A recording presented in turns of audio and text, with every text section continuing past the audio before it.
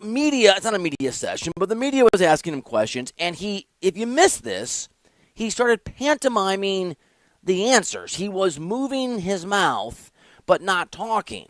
Sometimes, because I'm not a very nice person to my wife, I guess, when Lori says she can't hear me, right, if I'm across the room, I'll just start moving my lips but no words will come out, just to be that guy. That's ill-advised, even a marriage joke. It's not a great idea when you're being asked about a quarterback change in Cleveland in what has obviously been a robustly interesting and debated quarterback situation for the Browns. You know this, I'll tell you again. Joe Flacco was the number one. He has been benched. We've discussed this. Dillon Gabriel is going to be the number one now.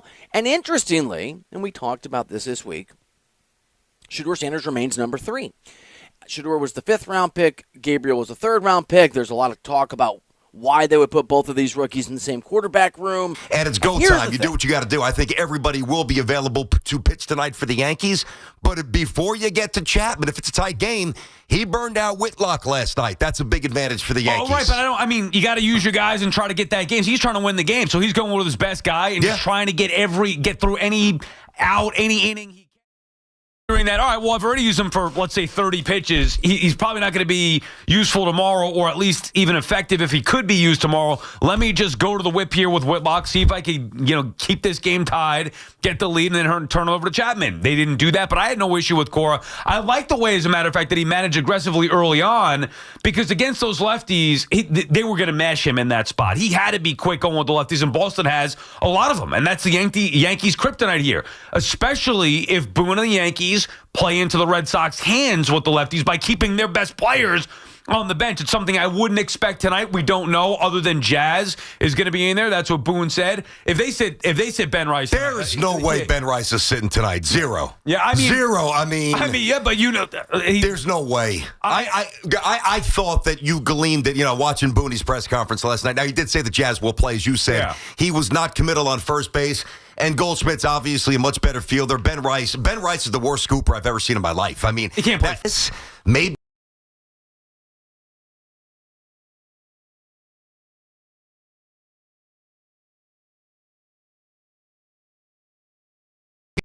lefties, and that's going to be the trick. Dude, they can't sit Ben Rice. You can't do it. You shouldn't have done it against Crochet, and Boone can say that, well, you know what, Crochet's not any other lefty. We all know that. Ben Rice is your second best offensive player. He's got you've played a whole game in a best of 3 without him. Inexcusable. And it's not that he's going to get a hit every time up. He is your second best offensive player behind the great Aaron Judge. Ben Rice has to be in the lineup. I don't care what you get. If they sit Wells, I'm okay with it. You sit Goldschmidt, I'm okay with it. Matter of fact, even if they did sit Stanton, I wouldn't do it. That would be the least of my options, and I'd be shocked if they did it. Yeah, me too. I'm just throwing it out there. No matter what, Rice has to be in the lineup, so everything else should go off of that. Lefty or not, Ben Rice has to be in there. Yeah. Well, listen, it's the subtleties of the game that keep you alive or send you home. So, little things last night, and this pertains to the decision at catcher. And I do think it's going to be Wells behind the plate. I think it's going to be Ben Rice at first. I think it's going to be Stanton DHing. I think that Goldschmidt sits. And maybe you have Goldschmidt, you deploy him in the 9th inning if you have to, when you have Chapman get the lefty-righty matchup. That's something that obviously Boone is already thinking about. I think that's what he's going to do. Was it Cruz? Obviously, Cruz throws a pretty nasty splitter, although it was not that good last night. Wells made an incredible block, and he actually caught it. It was in the left-hand portion of the batter's box, and it was so short. It's like a 57-footer. He didn't even really have time to chest it up, so he almost backhanded it like a shortstop.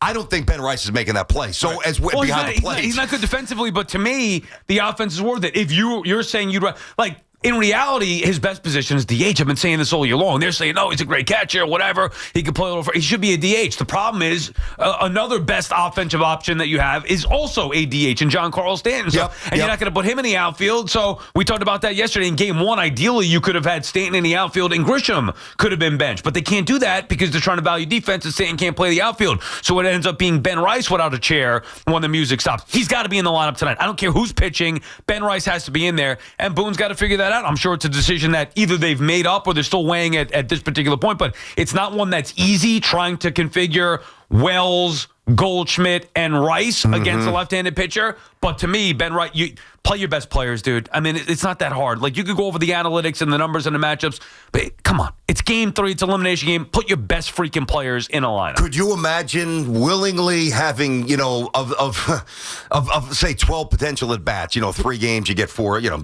conventionally speaking, 12 at-bats. Can you imagine before a series saying, I'm only going to give Ben Rice 4 at-bats out of 12. Yeah, right, he's playing. So, I thought this. I don't know if you did, and we'll get the calls, obviously. Yeah. Yanks live to see another day. 888-808-1019. BT and South. The stadium was jacked up, as you would imagine. It's going to be nuts tonight. I love Schlittler. I feel good about this.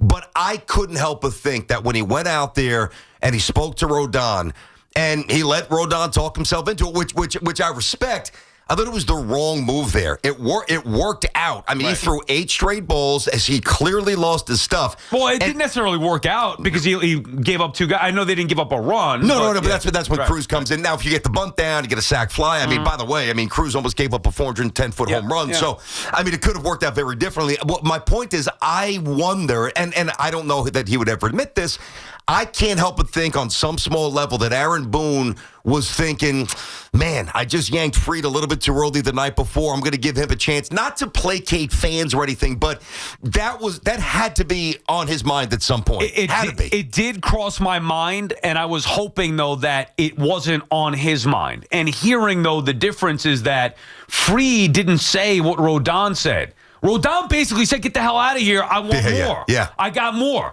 So Boone is then trusting his players, maybe even against his better judgment. So I would bet it was on his mind. I don't ultimately believe it factored in his decision, nor should it. Well, the night before, I took the starting pitcher out too early, so here you go. I'm going to leave the guy in a little bit longer. Different circumstances, different pitcher. Rodon wanted it more. And also, see, to me, we talked about yesterday how I believe a starting pitcher should be knocked out, not taken out. You got to the point last night where, like, you could say, well, I would have taken him out a batter or 2 early. Others could say the same thing, like, no, you got to get him out. We know definitively when Boone took him out, there was no more beyond that. Nobody could argue, well, you should have left him in. That was it. And to me, that's the right time to get him. You try to squeeze one more. Right? There's an habit. All right, he's losing it. You can see he's losing it. Let's give him one more. And that's fine. And they still were safe with that. Then you go to your bullpen, and that's what you're supposed to do. The bullpen is supposed to come in and put out the fires. It was first and second, not a tremendously dangerous situation. And Cruz, while it wasn't pleasant, he got out of it. That's how baseball works. I thought it was the right move from Aaron Boone there. I'll tell you, what a horrible attempt at that bunt as well. Yankees will take it, and it's really hard to bunt. And if you see that in slow motion, you actually see how the fat part of how the barrel is tilted down, which means the ball's going to go up. Now, and listen, 3 costly plays from the Red Sox last night. And the Yankees had a couple as well, which I have a few things jotted down. But you're right. The Red Sox let them off the hook a little bit. That is a very hard pitch to bunt. But again, this could be a very different story. It's not, okay? It's not tied up at 1. I think that the Yankees are in a great spot tonight, but these Red Sox are pesky, man, and they do a lot of little things that are, it could be like death by 1,000 cuts here. If the Yankees aren't buttoned up tonight, they're going to lose. Like, they have to play well tonight. I feel good from a Yankee perspective here tonight, but here's what has to happen, and it hasn't happened enough, in my opinion, in the first 2 games. You could say, well, the first game, tip your cap, Garrett Crochet is a different animal. They have to hit. Like, Judge can't be a singles hitter. Judge coming up in a big spot. Not that you expect him to get it done every single time, but he really flied out to left. Duran missed the ball. That gave them the base hit. A bigger spot later in the game, Judge comes up and got blown away. That was a bad at bat. Yeah, that's what I'm saying. Ugly at bat. That can't happen. Stanton has been a 0 so far in this series. So the Yanks have had a few. Ben Rice, obviously, in the beginning, great. And Austin Wells, big hit. Outside of that, nobody's hitting. And the Yankees make their money on hitting. And now you're into the 3rd pitcher in the Red Sox rotation. Really 4th, because if Giolito wasn't hurt, good point. He wouldn't even be getting the ball, this kid. So no Giolito, that helps them. So really 4th. And no Whitlock out of the bullpen. Like, the Yankees should be able to get fat on this.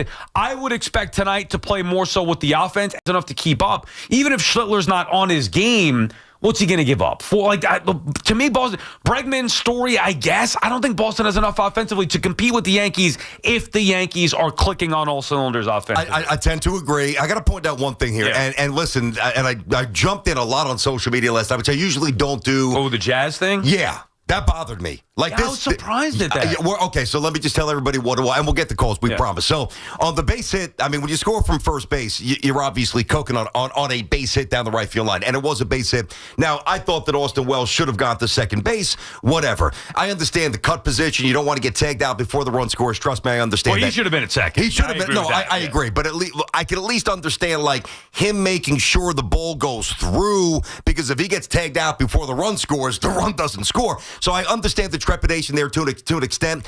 Watch the replay again. It is a 3. Now, I also know that he had a 9.1 time, Jazz, which was the fourth best ever, I think, in StatCast recorded, I guess, going first to home, whatever. The numbers were very kind to him in terms of speed. If you watch it, it is a 3-2 pitch. It's not 0-2. You know you're going. Watch the first 5-6 steps when he starts to go to second base. He's jogging. He beat that by 1/10 of a second. If you want to be a champion, and I say this because this is the bigger issue, if you eventually want to beat the Red Sox and beat Toronto and get to a World Series and win it, you've got to be better at the little teeny tiny things. Ben Rice, you got to keep the ball in front of you. Jazz, you got to get a better jump. These things matter. I don't want to say the Yankees got lucky last night because they did a lot of things well. Well, I mean, they got lucky because Boston coughed up the game in certain areas. But they also created their own luck. Jazz keeping the ball in the infield, et cetera. Wells with a really big-time hit off a tough pitcher.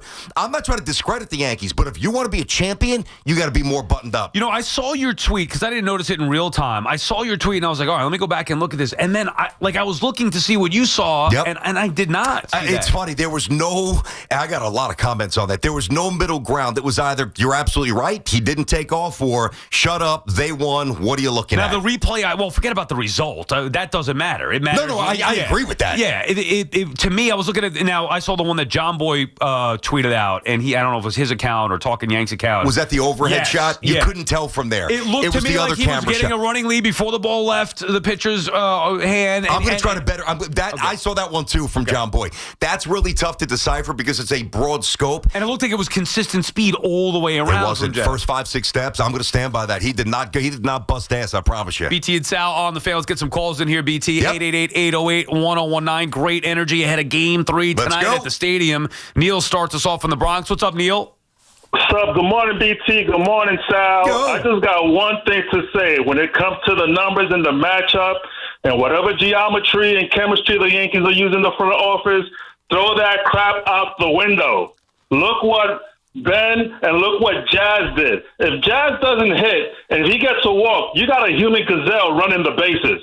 And Ben, he finished the season in the last game, hitting 2 home runs, and what hit does he does in his post-postseason game? Jumps on the first pitch and hits a 2-run bomb. Throw those numbers out the window, man. If you're going to go down with your best players. He's playing. I promise you. He's the one, and thanks for the call, Neil. I know Jazz should have been in the lineup as well because he proved last night he didn't have a hit, and everybody was talking about Jazz Chisholm because of his defense, his speed. So Jazz can help you in multiple ways, even if he's 0-for against Crochet. We went over that. Ben Rice is their second-best offensive player. He's got to be in the lineup.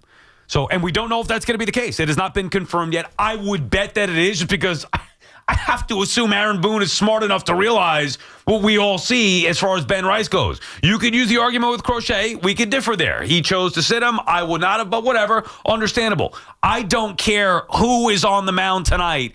You can't sit Ben Rice. His bat has to be in that line. And it will be. And, the other thing, he's up at the home run, the first pitch you saw, and what he did to end the season, the home run the other way that we talked about to left center. He's a beast, dude. He's phenomenal. But also, how about the out to right field? That ball was 109 miles an hour. Yeah, well, the out was the hardest ball that he hit. I also saw this on social media, too. The Yanks, I guess, had pitches again, and they've been doing a great job. I saw that. With the slider, with Judge putting his arm up. Yeah, they're just basically reading. I think it happens more often than not. Sometimes it helps, sometimes it doesn't. But, I mean, maybe that does add up to he knows what's coming, so we can tattoo it. I just think Ben Rice is a great hitter. He is. Yeah. He is. All right, question for you. So I think the only decision, and this is my call, the 10-17 in the morning. Rice at first, Wells behind the plate, Stanton DH, obviously Jazz at second. Now it's a righty. It's not a lefty, and that matters for defense at third base. You going Rosario at third base? No, I'm going. You going Caballero? What are we doing at third? McMahon? I'm keeping Caballero on the bench. And it doesn't matter to me if he wants to play Rosario at third or McMahon. I would probably value the defense and go McMahon, but he's an automatic out. So, but I'm you don't need great offense everywhere.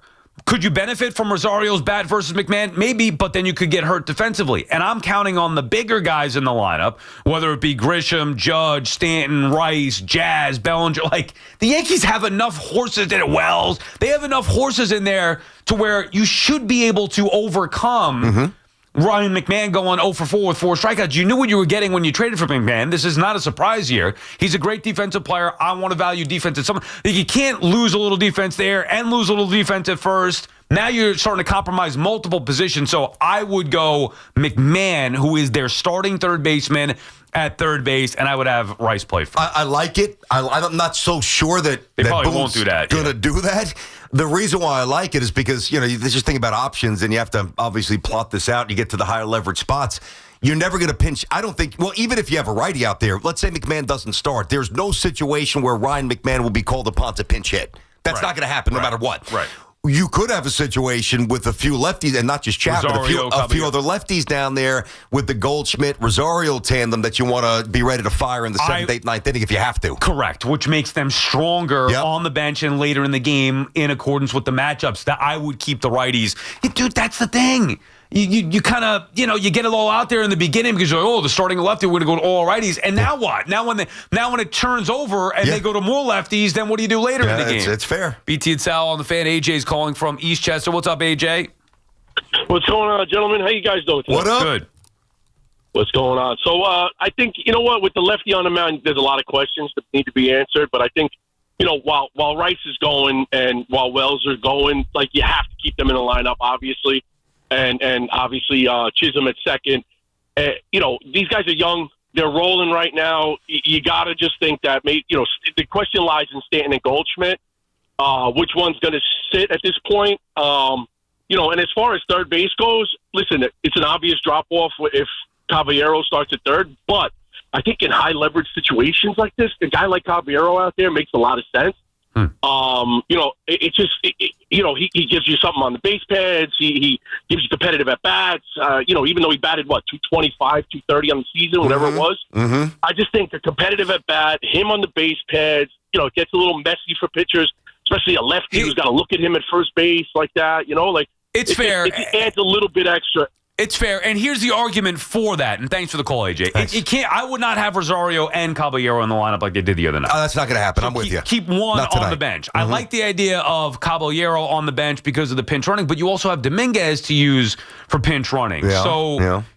You could also then move Caballero if you wanted to put him in right field in the 9th inning with a lead defensively. Like, I'm not saying take Judge out. I know what you're saying. You get the point. Like, and then you could bring McMahon in. Yeah. The one appealing thought to that, let's say they keep Rosario on the bench and start Caballero, have him bat 9th and play 3rd against a lefty. I like that when the lineup, if Caballero could get on, now you've got pressure on them, meaning Grisham and Judge. That's if the Judge is in the 2-hole. If Judge is in the 2-hole again. And remember, too, last night he didn't want to have the lefties together with Wells and Volpe down the bottom. Well, he didn't want to have the lefties together with Grisham and Rice. I would have Rice in the 2-hole, but instead he did it with Bellinger and Rice, and you saw that Cora kept going to lefties. Yep. Now, the argument is going to be, Bellinger's different because he's good against lefties. Doesn't matter to me. It's okay if you stack the lefties. I'd rather have Grisham. I want traffic on in front of Judge. That's my goal. So the point about Caballero instead of McMahon gives you a better opportunity potentially to have more traffic on in front of Judge if Judge is in the 2-hole. If not, you have Judge bat 3rd, Rice batting 2nd, and then it doesn't matter really who's hitting 9th. So it's an interesting conversation. I'm less interested where guys actually hit in the order as opposed to who's actually getting 3 or 4 cracks to swing the bat. Right. I'm going to throw you a little curveball here. I mean, how about you sit Stanton and how about you DH Goldschmidt? And if you're going to do that, you may as well have Goldschmidt play first and have Ben Rice DH there because you think about now Schlittler is filthy, their kid is filthy. It could be a low-scoring game. It could also be 7-5. Who the heck knows how these young kids respond to the stage here? But I'm of the mindset You won't stand out of that lineup. Well, let me just give you I don't want him out. I don't. But I do like the premise of having somebody who's a much more reliable bat-to-ball, in terms of skill, like Goldschmidt. Early, you never know because it's baseball. Anything can happen. But if it's 1st and 2nd, nobody out, and Goldschmidt's up early, first 2 or 3 innings, whatever, against the lefty, I feel pretty good about him, dumping one to right field, having a 7-pitch at bat versus Stanton, who just looks, when Stanton's hitting the ball on the ground, Sal, he's nowhere near being in a good spot as a hitter. You don't have to tell me. I'm not a big fan of Giancarlo Stanton. I know when he goes on these heaters, everybody loves him, and he's been October G and all that stuff. There's no way. Look, if my theory is I'm going down with my best players, I don't care how bad of a funk he's in. He's one swing away from changing everything. I'd have a hard time going down with Giancarlo Stanton on the bench. Much more of your calls when we come back. 888-808-1019. BT and Sal on the Fan. Our friends at Town Fair Tire remind you that at Town Fair Tire, you always get the guaranteed lowest price on name brand tires from Connecticut to Maine. Nobody beats Town Fair Tire. Nobody. The Bombers struck back, and now the stage is set for a winner-take-all rumble in the Bronx. In front of the plate, he slides, he is in there! He's in there! The Yankees have the lead! It doesn't get any better than a New York-Boston showdown when everything's on the line. I mean, it's been 2 great games, these first 2. A lot of big plays on both sides. Catch all the action, all the postseason drama, here on your exclusive home for New York Yankees baseball. 101.9 FM WFAN, and always live on the free Odyssey app. This is the Duke's country song. It's a song about the best mayo. Has a yellow lid, and its full name is Duke's Mayonnaise. Get Duke's Mayo in store. It's got twang. Clogged toilet, leaky faucet on 1. Ready? Uh-oh, you've got a plumbing problem blitzing through the line. Time to audible and call in the pros. Roto-Rooter is your go-to defense for clogs, leaks, and any plumbing fix. Call the right play and download the Roto-Rooter app and easily book an appointment and receive exclusive service discounts. Touchdown! Don't get sacked by plumbing issues. Call in Roto-Rooter, your MVP for plumbing solutions. Download the app today and score big on savings. And away go troubles down the drain. Roto-Rooter. Long Island is brewing some spooky fun at Jake's 58 Casino Hotel. We're celebrating this October for our $50,000 Witchy Wednesdays drawing. Be here on Wednesday, October 1st, 15th, and 29th from 3 to 7 p.m. when 2 winners will be drawn every hour to pick a witch's hat and win up to $5,000 cash. Club members can conjure up to 5 times entry multipliers. Fly over to where Long Island wins at Jake's 58 Casino Hotel. If gambling is a problem for you or someone you care about, please call the 24-hour toll-free helpline at 1-877-8-HOPE-NY or text HOPE-NY. Jets football once again returns to MetLife Stadium. See your New York Jets face off against the Dallas Cowboys on Sunday, October 5th at 1 p.m., presented by Atlantic Health System. Play action, bootleg out to the right, Justin Fields, and he will trot into the end zone with a misdirection touchdown. Get your seats now at nyjets.com/tickets. Once again, that's nyjets.com/tickets. We could tell you what it's like to drive the Nissan Rogue and tell you all about its performance capabilities, like its VC turbo engine, its impressive fuel economy, still going, its I can go virtually anywhere type of freedom. Nice. But you don't have to take our word for it. Go drive it for yourself. You're up. Experience the power of the Nissan Rogue. Drive the Nissan Rogue. Now get 0% APR financing for 60 months on the 2025 Nissan Rogue, Pathfinder, or Murano. For well-qualified buyers, example 0 down payment, 60 months financing at $1,667 per month per thousand financed. Actual down payment may vary. Subject to Nissan Motor Acceptance Company credit approval. Not all buyers qualify. Dealer contribution may affect actual price set by dealer. Contact dealer for details. Ends 11/3/25.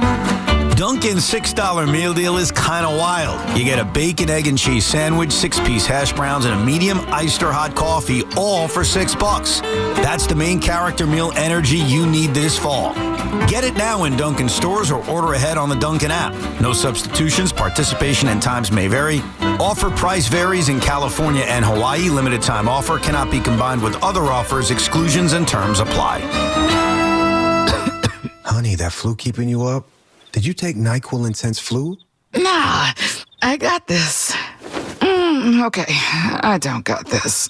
Yeah, you need NyQuil Intense Flu. Undo your flu with NyQuil Intense Flu. NyQuil Intense Flu provides powerful relief of your flu symptoms so you can sleep. You do got this. NyQuil Intense Flu. The nighttime sniffling, aching fever. Best sleep with the flu medicine. Use as directed. Keep out of reach of children. Life insurance. Why are you putting it off? Can't afford it? Too much hassle? Think you don't need it? There's lots of excuses for putting off life insurance. But if you weren't there, who would pay the mortgage and other bills? With Ethos, you could be covered in 10 minutes and boom, family protected. Ethos, fast and easy online term life insurance. Up to $2 million in coverage with no medical exam. Some policies as low as $1 a day. Answer a few health questions and get your free quote at ethos.com/radio. That's ethos.com/radio. HL Gross Jewelers of Garden City is Long Island's premier engagement and wedding ring destination. Visit HL Gross today or online at hlgross.com. This city lives and breathes sports. WFAN is where Yankees fans argue with Mets fans and Giants fans debate Jets fans. Live, loud, and daily. The Fan, 101.9 FM and always streaming on the Odyssey, iHeartRadio, and TuneIn apps.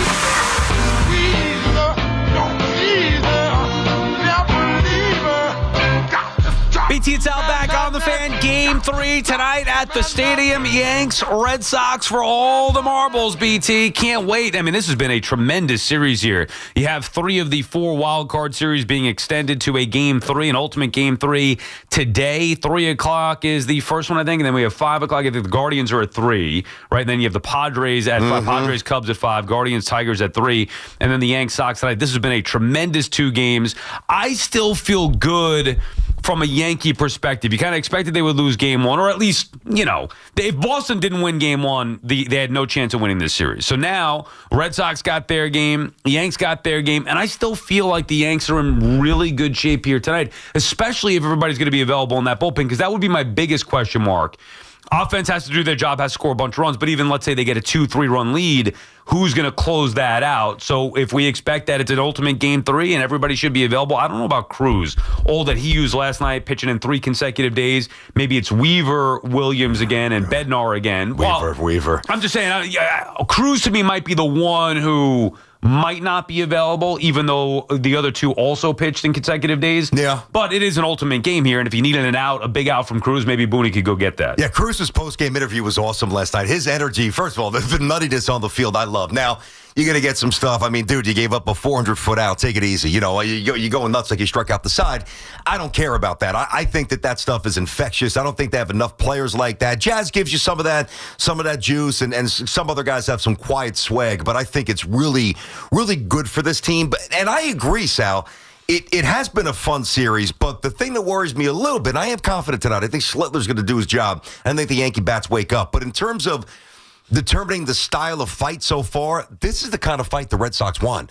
When they traded Devers and they had the injury to Anthony, they just don't have the thumpers to win 7-6. I'm not saying you can't have the outlier kind of a game. No, but okay. But the Yankees, this is more of a profile that fits the Red Sox skill set than it does the Yankees skill set so far. Agreed, but the Yankees were able to out Red Sox out Red Sox the Red Sox last night. Second game they were. Yeah, well, that's what I mean. Last night when Cora was firing every bullet that he could early on, okay, here's how we're going to do this. I'm going to the bullpen right away. Lefty, keep them at bay. And he did keep the Yankees at bay for the most part, firing Whitlock and going to the, going to the whip with him, maximizing him, and it still wasn't enough. So, and they also had to barely hang on in Game 1. Look, maybe you're right, and maybe the Red Sox play it this way again tonight, and then a tight game late, and it goes the Red Sox way. That could happen, as opposed to the Yankees mashing. If the scores are getting higher, that's where it favors the Yankees. Yes. However, I'm just not sure that the Red Sox have enough. I would rather be in the Yankee spot with all their flaws and the way that they're built versus Boston, while as dangerous and as, hustly they could be and all the different bullpen arms, I just don't know if that's enough to beat the uber-talented Yankee lineup. Yeah, I mean, beat them once. Yeah, I mean, beat them again. Yeah, you're asking for a little bit much here. I think that... If it's a best of 5, yeah.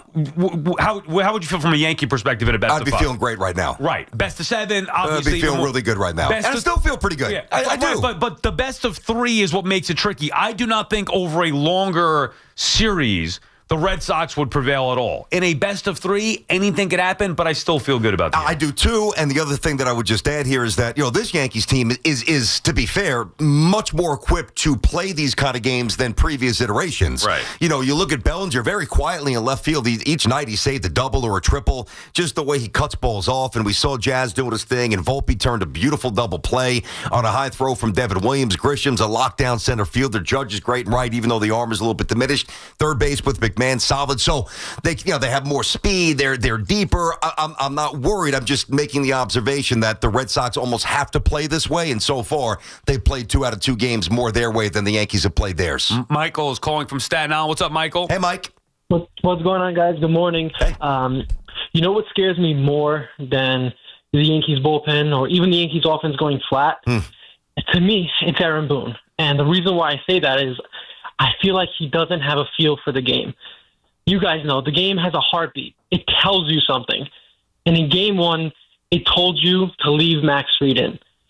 Last night, game 2, while he went out there in the 6th inning and he spoke to him and he left him in, I thought that was a 50-50 call. Mm-hmm. It worked out. Mm-hmm. But in my mind, I'm like, the game is telling you, the feel of the game is telling you he's done. Do not bring him out for the next inning. Yep. It was a feeling me and all my boys had sitting watching the game. I thought he was done. Said, I thought he was done as well. He's done. Yeah. But he trusted his pitcher who said, I want more. Do not take me out of this game. That's a tough spot. And he had to make the call.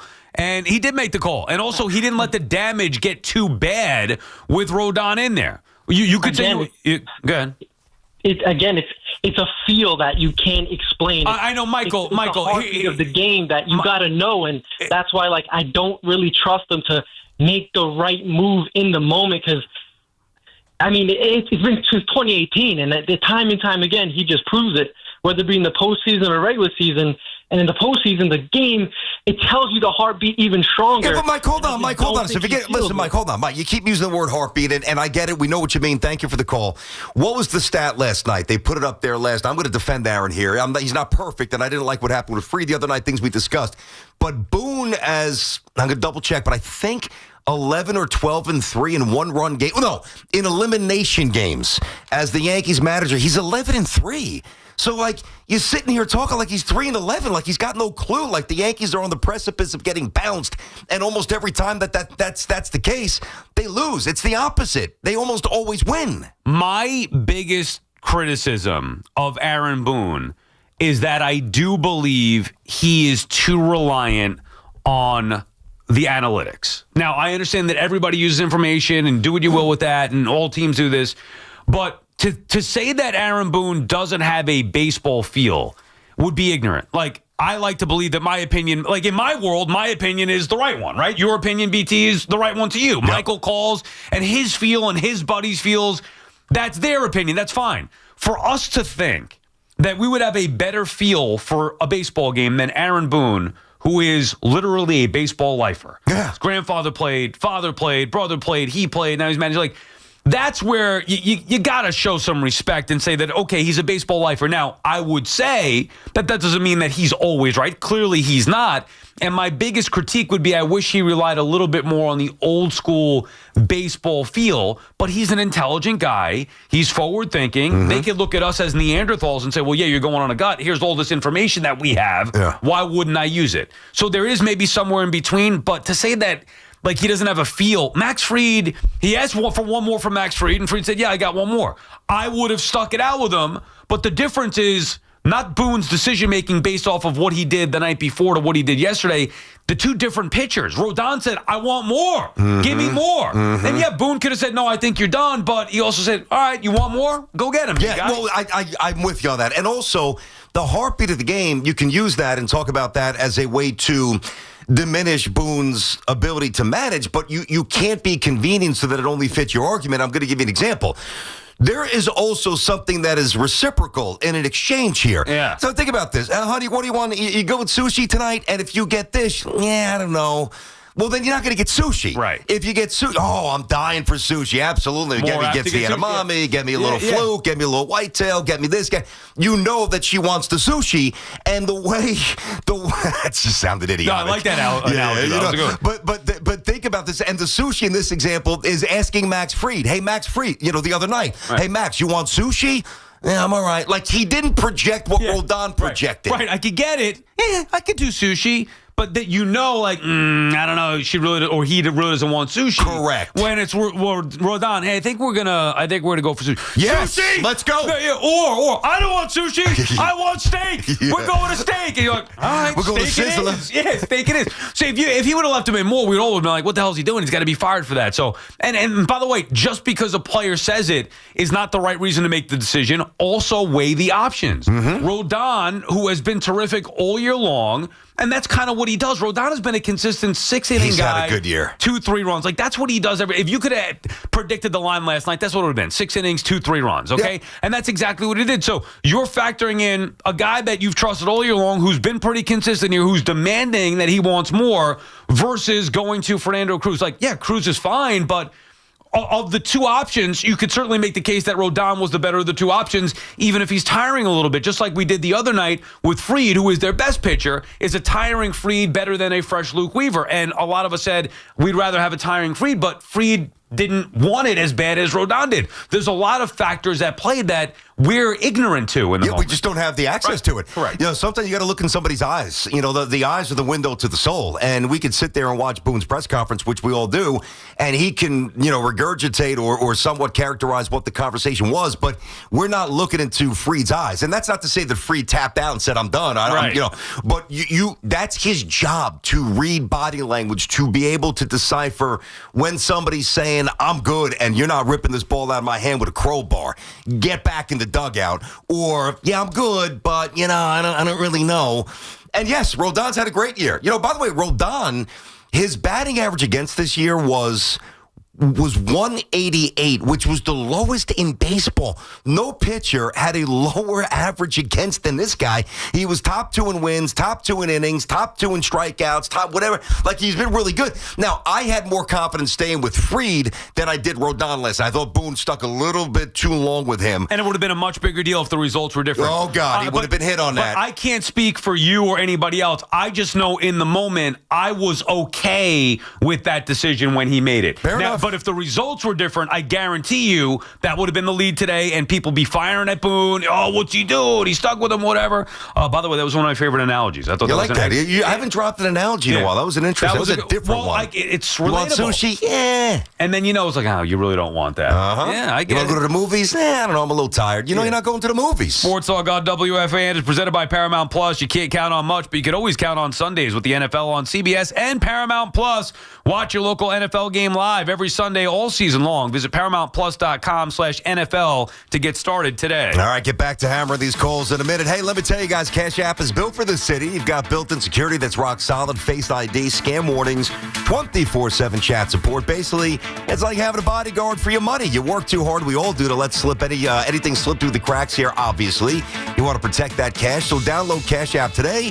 Use code WFAN. Send $5 to a friend within 14 days, and Cash App will drop $10 right into your account. That's simple. Terms apply. That's money. That's Cash App. Cash App's a financial services platform, not a bank. Banking services provided by Cash App's bank partners. Prepaid debit card issued by Sutton Bank. Member FDIC. Direct deposit, overdraft coverage, and discounts provided by Cash App, a Block Inc. brand. Visit cash.app/legal/podcast for full disclosures. This Odyssey Sports Minute is brought to you by NJMEP. Manufacturing Day on October 3rd in Freehold. This is Boomer Esiason with an Odyssey Sports Minute. Week 5 opens with a pivotal divisional contest as the 49ers visit the Rams. Matthew Stafford has the Rams offense rolling, and his battery mate Puka Nacua has become virtually unstoppable. The Niners are dealing with a host of injuries, and Brock Purdy unfortunately has morphed into a turnover machine. So, I'm taking the Rams in a squeaker, 27-24. Enjoy the game, folks. I'm Boomer Esiason. Your favorite neighborhood spots run unsquare. You know the ones. Maybe it's the popular shop that just opened a new location by you, or the big sports bar that's always packed on game day. These places make the neighborhood, and the money spent there stays in your community. Square powers more than 4 million neighborhood businesses worldwide. To learn more, go to square.com, or just stop by your favorite local business. See you in the neighborhood. Square. Do Dude, did you order the new iPhone 17 Pro? Got it from Verizon, the best 5G network in America. I never looked so good. You look the same. But with this camera, everything looks better, especially me. You haven't changed your hair in 15 years. Selfies? Check, please. New and existing customers can get the new iPhone 17 Pro, designed to be the most powerful iPhone ever. With eligible phone trade-in and unlimited ultimate. Any condition guaranteed. Best 5G source root metrics data, United States, 1H 2025. All rights reserved. Trade-in and additional terms apply for all offers. See Verizon.com for details. Hey, it's Tiki. Are you looking to enhance your home experience? Discover the new Sloman's Shield Link, the ultimate all-in-one ecosystem for integrating your smart devices with the Sloman's Shield. Sloman's Shield Link takes everyday routines and actions based on your preferences and connects other devices to react based on your actions. Imagine arriving at home at night and your lights, favorite music, and TV turn on as you enter your home. Whether you want your thermostats to turn down when you turn on your alarm or automatically lock your doors and ensure your security lighting is on. These scenarios are a reality with the Sloman's Shield Link integration platform. The Sloman's Shield Link is compatible with devices you already have in your home. Sloman's includes installation for all devices. Plus, they offer 24/7 support. Whether you need to troubleshoot a problem or want to add programming, you can call at any time. Embrace the future of home living by calling 1-800-ALARM-ME today or visit SlomansShieldLink.com to get the Sloman's Shield Link. Michelin Winter Tires offer confidence in all types of winter conditions, and Town Fair Tire offers every long-lasting, fuel-efficient Michelin tire at the guaranteed lowest price. Plus, Town Fair gives you the most free services for life with your purchase of Michelin Winter Tires to keep you going for years to come. For the guaranteed best deal on Michelin tires, nobody beats Town Fair Tire. And I mean nobody. Name brands at discount prices. Town Fair Tire. Hear that? That's the beginning of a journey powered by the confidence that comes from driving a vehicle so reliable. It's backed by a 10-year, 100,000-mile limited powertrain warranty. Where your journey ends? Well, that's up to you. Visit your local Kia dealer today.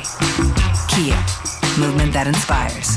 See retailer for warranty details. Always drive safely. Limited inventory available. Listen up, football fans. You won't want to miss this. Right now, new Bet365 customers bet $5 and get $200 in bonus bets, win or lose. So you could turn that $200 into something bigger when you bet on moneyline, spread, totals, player props. $200 in bonus bets when new customers bet $5. I know where I'm going to bet from now on. Download the app today and see why it's never ordinary at Bet365. Gambling problem? Call 1-800-GAMBLER. 21 plus only. Must be physically located in New Jersey. T&Cs apply. In-app only. Tullamore Dew Irish Whiskey, the original triple distilled, triple blended, and triple cask matured Irish whiskey. When it's game time, it's Tully time. Tullamore Dew Irish Whiskey, 40% alcohol by volume, imported by William Grant & Sons Incorporated, New York, New York. Football season is here, and just like winning teams, your engagement should be all about the best. So if you're ready to pop the big question this season, why not visit the experts at London Jewelers? With top-notch professionals and cutting-edge technology, London Jewelers can help you select or even design the absolute perfect ring. So whether you're starting over or starting new, let the professionals at London Jewelers be a part of your journey. Visit any one of their convenient 6 locations across New York and New Jersey. London Jewelers, serving you and your family since 1926. Morning, Zoe. Got donuts. Jeff Bridges, why are you still living above our garage? Well, I dig the mattress, and I want to be in a T-Mobile commercial like you. Teach me, Saldana. Oh, no, I'm not really prepared. I couldn't possibly. At T-Mobile, get the new iPhone 17 Pro on them. It's designed to be the most powerful iPhone yet and has the ultimate Pro camera system. Wow, impressive. Let me try. T-Mobile is the best place to get iPhone 17 Pro because they've got the best network. Nice, Jeffrey. You heard them. T-Mobile is the best place to get the new iPhone 17 Pro on us with eligible trade-in in any condition. So, what are we having for lunch? Dude, my work here is done. 24 monthly bill credits on experience beyond for well-qualified customers plus tax and $35 device connection charge. Credits end and balance due if you pay off earlier. Cancel. Finance agreement iPhone 17 Pro, 256 gigs, $1,099.99 and new line minimum $100 plus a month plan with auto pay plus taxes and fees required. Best mobile network in the U.S. based on analysis by Ookla Speed Test Intelligence data 1H2025. Visit T-Mobile.com. Tell Siri to dial the fan. 888-808-1019. Powered by Paramount Plus. Count on Sundays all season long with the NFL on CBS and Paramount Plus. It's yours. Marcata back on the fan, 888-808-1019. We'll do some football a little bit later on as we power up with the weekly power rankings in the NFL. Week 5 already. Week 5, yeah? Right? Yeah. Well, Jets are 0-4, so it's got to be week 5. I forgot about week 5 already in the NFL, so we'll get to that. Bye weeks, too, this week, which is actually early for that. You got 4 teams on the bye, the Falcons, Packers, Bears, and Steelers. Anyway, we'll get into the NFL a little bit and anticipate what's going to happen with Jackson Dart making his second start here against the Saints, in which a game the Giants, did you see this? They're underdogs in that game. 2.5? I thought it was 1.5. I heard Boomer and Gio talking about it this morning. Anyway, Jets are 2.5 dogs. That's right. I think the Giants are 1.5. Yeah, they Jets are only 2.5? Yeah, a little surprised. I by the way, I love the over in the Dallas Jets game. Jets defense stinks. Dallas defense stinks. Yeah, I just don't know if the Jets offense is going to be able to score the points. Anyway, we'll get into the football later on. Obviously, a big baseball day reacting to Game 2, the win last night for the Yanks, and looking ahead to Game 3 tonight. Doug is calling from Great Neck. What's up, Doug? Hey, guys. How are you? Good. Good. So first point, my friend made a joke last night after the game. He goes, hey, on Wells' single, do you think Stanton would have scored? I was like, yeah, probably not. I think this morning we might have still seen him rounding the bases. So, but yeah, I mean, forget Stanton. Do you think Gleyber Torres would have scored? I said this last night on SNY Sports Night. I don't think so. I don't think Gleyber's making that play that Jazz does to knock down that ball, and I don't think he's scoring from first the way the Jazz did. I don't think anybody outside of Caballero on the Yankees is scoring on that single last night, but from first base, I really don't. Nobody.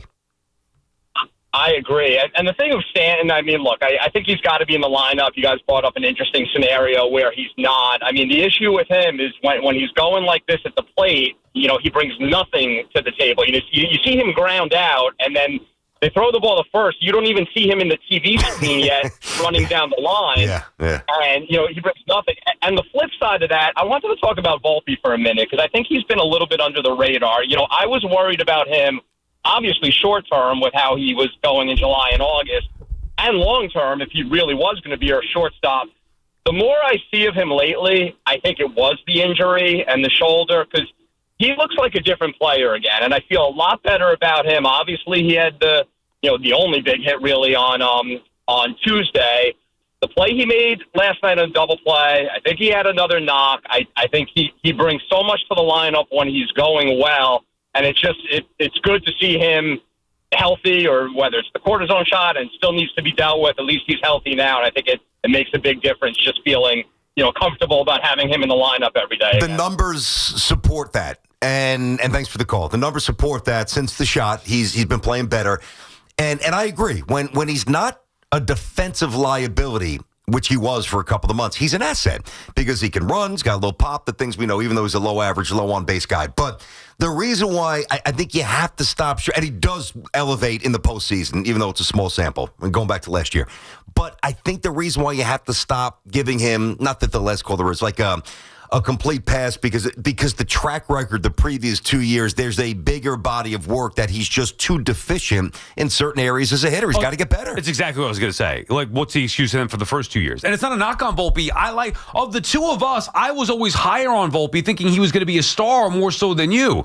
Now we're 3 years later, and obviously, forget about a star. We're worried about him being a productive, consistent major leaguer, which also hasn't happened in 3 years. With all that being said, and as disastrous as this year was, he is clearly their best option to start at shortstop because of exactly what you're seeing. If he's not a defensive liability, I think you say that perfectly. Okay, well, so what's the floor? If he's not going to screw up defensively, he can be a good he went from being a good, very good, if not great defensive shortstop to being a liability. Maybe the worst in baseball. Yeah, honestly, for a little bit. Once that happens, now we've got a major problem. But assuming he can get back to being a good defensive player, okay, well then you take a chance with him with his stick at the bottom of the order because he's got pop, because he can run the base as well. He can hit the ball the other way when he's going well. Like, there's a lot of upside there that you'll live with if he's not a liability defensively. That's key. And the other thing, too, is that, and I don't think really people look at it this way. They think about hitting slumps clearly, a little lesser extent fielding slumps, but he was also in a base running slump this year because I think that he became so mentally handcuffed because of his defensive miscues where he lost that bounce on the bases. And now that he's playing better, he's becoming more of an asset on the bases. Think about what he did the other night with the disengagements when he forced Chapman to, dance it and duck it. He obviously got second base on the balk. So I just think I think he's past the worst part of his career. Still not sure about the ceiling, though. Vinny's calling from Long Island. What's up, Vin? Hey, Vinny. Hey, what's going on, boys? Good to hear from you. Mm-hmm. So big win last night. I love the bullpen energy, man. They were all pumped up. Bednar was pumped up at the end of that game, too, so that was really good to see. Couple of quick points. I'm actually a really big Boone fan. I think he's really good. I'd like to see him, as much as the analytics are obviously a big part of this game, in a 162-game season, I get it. In the playoffs, it's more about gut, more about feel, going with who's hot. If playing Rice and playing Jazz was not the right thing to do, they sure proved them wrong last night. But so they got to play them, and Stanton definitely has to play the whole game. He has to start. Reason being, he's been kind of down lately, but if he has to come in off the bench as down as he's been, he could look elementary tonight coming in a pinch hit. He's got to have a feel for the whole game. I'd rather take a chance of him going 1 for 4 and having a huge hit at the end of the game than coming in off the bench cold, flailing the way he is. So I like to see more Boone and his old school mentality and going off the field, and definitely start Stanton and Rice and Jazz. And thank you for the call. Okay. Yeah, that's to me what I would do. I don't love Stanton as a player. His bat's got to be in the lineup. He's on your team, especially against a lefty. You want to tell me it was a nasty righty? Mm-hmm. Then you can maybe make the argument. And even then, I'm sure Boone wouldn't do that, and the Yankees wouldn't want that. But against a lefty, he's got to be in the lineup. So then the question to me becomes, and by the way, let's just be clear. It's not that Aaron Boone was sitting there saying, "Oh, who should I play in Game 1?" He was clearly going based off of the matchups. He knows that Ben Rice is one of their best offensive players. He knows what Jazz can bring to the table. The argument is the Yankees, let the numbers and matchups dictate what they would do with their best roster.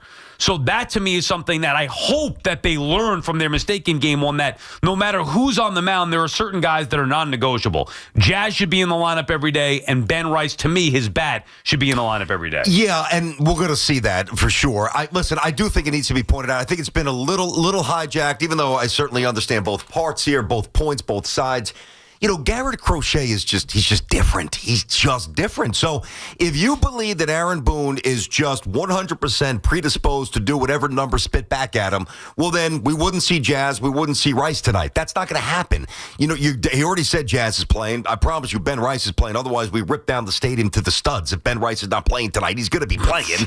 So that shows right there, Sal, adaptability. It's so, because the lefty's pitching, just like Crochet pitched the lefty the other night, but Crochet, almost fostered one mindset because he's so dominant, and he's going to adjust because even though it's a lefty tonight, he's not as dominant Crochet. So everybody's getting a little nuts about this, and there were things to decipher and yell about yesterday, but there's no doubt in my mind. I'm not going to say there's no doubt in my mind that the Yankees win. To me, and I think they will, but I'm not going to say definitely going to. I don't know. But what I will say is this. There is no doubt in my mind that Boone will have the best lineup, and I don't think there will be much resistance from anybody when we see it. See, I'm not sure, and I want to get to this when we come back. I do believe Rice is going to be in there. I'm not sure that they're going to have their best lineup, or what I would deem their best lineup. And that's up for conversation.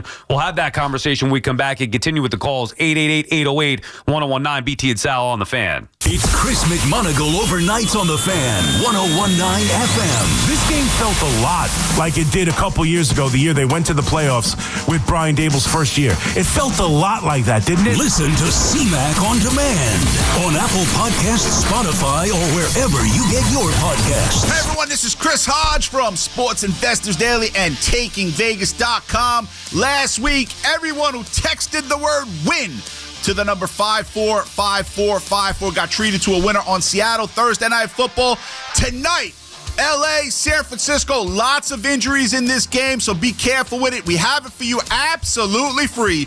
Just text the word win to the number 545454. That's text the word win to the number 545454. We give you this pick absolutely free. Now, look, if you just want to log into your wagering account, get the same game parlay that the sportsbooks tell you to bet and lose, be my guest. But if you want to win a pick tonight, one pick that can make you money, we have it for you absolutely free. Text the word win to the number 545454. LA San Francisco goes tonight for free off the winner on Seattle last week. Just text the word win to the number 545454. Lunch was great. Greenwich Village is a fun spot. Can we stop at a bathroom? Are you all right? I keep having stomach issues after eating, like diarrhea, gas and bloating, abdominal pain, and sometimes oily stools. Sound familiar? Those stomach issues may actually be a pancreas issue called exocrine pancreatic insufficiency, or EPI. Creon pancrelipase may help manage EPI. Creon is a prescription medicine used to treat people who can't digest food normally because their pancreas doesn't make enough enzymes. Creon may increase your chance of fibrosing colonopathy, a rare bowel disorder. Tell your doctor if you have a history of intestinal blockage or scarring or thickening of your bowel wall. If you are allergic to pork, or if you have gout, kidney problems, or worsening of painful swollen joints. Call your doctor if you have any unusual or severe gastrointestinal symptoms or allergic reactions. Take Creon as directed by your doctor and always with food. Do not chew capsules as this may cause mouth irritation. Other side effects may include blood sugar changes, gas, dizziness, sore throat, and cough. These are not all the side effects of Creon. Call 800-633-9110 or visit creoninfo.com to learn more. That's creoninfo.com. I'm asking my doctor about EPI and if Creon could help. Dunkin's $6 meal deal is kind of wild. You get a bacon, egg, and cheese sandwich, 6-piece hash browns, and a medium iced or hot coffee, all for $6. That's the main character meal energy you need this fall. Get it now in Dunkin' stores or order ahead on the Dunkin' app. No substitutions, participation and times may vary. Offer price varies in California and Hawaii. Limited time offer cannot be combined with other offers. Exclusions and terms apply. So, there's this guy, Paul Rivera, grew up in the Bronx. Made some mistakes, but eventually becomes one of those hard-working citizens who keep our city going. But he gets pulmonary fibrosis, and his only hope is a lung transplant. One hospital, Montefiore Einstein, get him a new lung, and they give him a new life. Right. Everyone in his neighborhood is like, they give that guy a new lung or a new motor. The story, Mr. Giamatti. Well, you ought to know, Mr. Rivera, you lived it. Everyone loves a comeback. Montefiore Einstein, national leader in transplant. With great deals coming this Prime Big Deal Days, October 7th and 8th, greatness is a deal away. So if you love baking, you can get a deal on a new mixer, transforming you into the Lord of the Loaves. Hear ye! Make way for the baron of brioche, the sultan of sourdough, the Lord of the Loaves, Prime Member Dave! Yeah, hi? Get up to 40% off with Prime Big Deal Days, October 7th and 8th. Nationwide is so much more than a great insurance company. They're one of America's largest financial services companies. Like how I'm more than just Peyton Manning. I'm also motivating Manning. When I say insurance, you say financial services. Insurance. Financial services. Insurance. Financial services. Now when I say nationwide, you say is both. Nationwide. Is both. Nationwide. Is both. For your insurance and financial needs, Nationwide is on your side. Nationwide Investment Services Corporation, member FINRA, Columbus, Ohio. This is the story of the one. As a custodial supervisor at a high school, he knows that during cold and flu season, germs spread fast. It's why he partners with Grainger to stay fully stocked on the products and supplies he needs, from tissues to disinfectants to floor scrubbers. All so that he can help students, staff, and teachers stay healthy and focused. Call 1-800-GRAINGER, click Grainger.com, or just stop by. Grainger, for the ones who get it done. At Straight Talk, we get it. You say no a lot. Mom, can I get a tarantula? No. Coffee? No. So we're giving you more reasons to say yes, like a free 5G phone with real unlimited data with select plan activation. Can I use the free phone? Yes. See? Doesn't it feel good to say yes to more? Absolutely. Face tattoo? Absolutely not. Available at straighttalk.com and Walmart. Taxes and fees apply. In-store activation of Gold Unlimited plan or higher required. For network management practices, visit straighttalk.com. Tune in to the BT and Sal Show weekdays from 10 to 2 on The Fan. Presented by your Tri-State Cadillac dealers. Cadillac is the official luxury vehicle of the New York Mets. The home of Yankees radio is WFAN, WFAN FM, WFAN FM HD1 New York, and Odyssey Sports Station. WFAN Sports Flash. And this report brought to you by Moderna. Yankees, Red Sox one more time tonight. Decisive third game of this wild card series. The Yankees jumping back in with their 4-3 win last night. Austin Wells was the hero with the go-ahead RBI single in the 8th. Post-game, he was discussing his approach in that at-bat. Just got a pitch to put in play. He was making some tough pitches there throughout, but felt like made a decent swing on one of his best pitches. And drove in Jazz Chisholm Jr. all the way from first base, who was running on the pitch. Really good relief from the trio of Cruz, Williams, and Bednar. A couple of rookies tonight in the decisive third game. Cam Schlittler taking on Connolly early. All the action right here on The Fan. It's an 8:08 first pitch. Meantime, the Dodgers will get the Phillies. The Dodgers closed out the Reds last night with their win 8-4. The Guardians and Tigers play Game 3 at 3 p.m. this afternoon. Cubs and Padres, Game 3 at 5 p.m. from Wrigley. The Niners take on the Rams Thursday Night Football, kicking off Week 5 in the NFL. And the Knicks, about an hour from now, will play the 76ers in Dubai in the preseason opener. This report brought to you by Ray Catino Lexus of Freehold. Experience the all-new, totally redesigned Ray Catino Lexus of Freehold, the largest Lexus dealership in Central and South Jersey. See the first-ever Lexus TX with the most storage behind the third row of any Lexus yet. Visit LexusofFreehold.com and drive home in something extraordinary. It's 60 degrees in Central Park, and that's what's happening. I'm Jerry Recco on WFAN, now streaming our podcasts on Apple Podcasts, Spotify, or wherever you get your podcasts.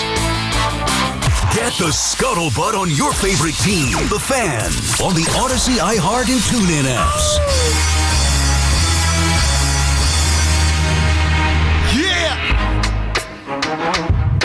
The BT and Sal Show on the Fan is presented by your Tri-State Cadillac dealers. Cadillac, the official luxury vehicle of the New York Football Giants. More on the Giants later on. We'll do some Giants tomorrow as well. But, of course, this is a Yankee week here, getting set for Game 3 tonight out at the stadium. We teased this before the break, BT, and you mentioned it.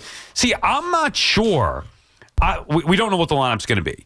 And based on prior lineups, I can't trust Aaron Boone and the Yankees to do what would, in my opinion, be the right thing.